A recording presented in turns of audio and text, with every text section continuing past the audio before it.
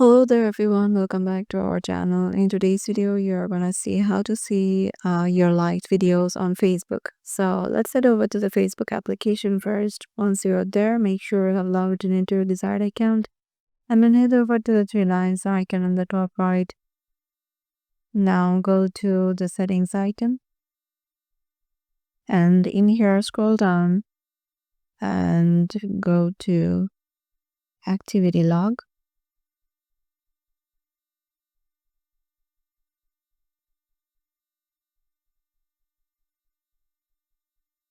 Sometimes it might take a while to load.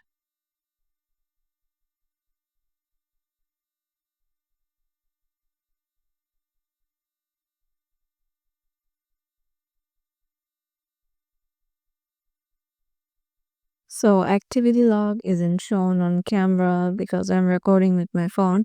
So what you will find is in the activity log, there are some sections. You have to go to your liked section and you can see the videos you have liked in Facebook.